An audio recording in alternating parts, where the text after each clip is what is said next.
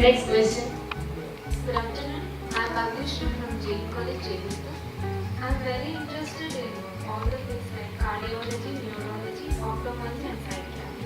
And I want to do specialization in all the things. And I want to take a course. Can I take it? I think that question actually, this is actually a product of the way that our society is leading today. You have young children who are encouraged to take up everything, a little bit of sports, a little bit of music, a little bit of, and the parents are trying to get them to excel in everything. But there comes a point when we as individuals realize that we cannot be good at everything. We can get to a certain level of excellence. But beyond that, it requires constant input of your energy and your passion to really excel. So there is this number of hours it takes for a person to become a concert violinist or a concert pianist. It's 10,000 hours of practice.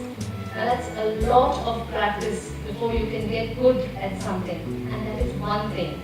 So you have just a finite number of hours in the day, finite number of years in your life, and so to excel to that level in all those fields may not be possible completely, but it's not impossible, but it's improbable is what I would say.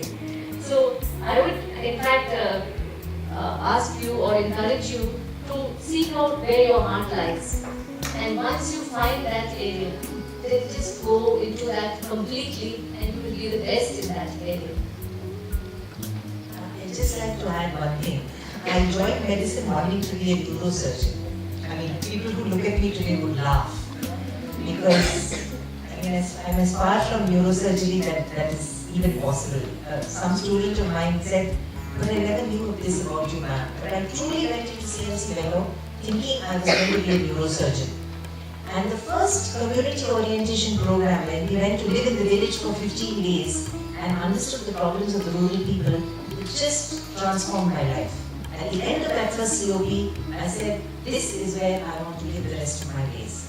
And I think what happens to us is our minds hold us back because we are so conditioned to holding on to an idea and so afraid to let go of it because what will people think of me?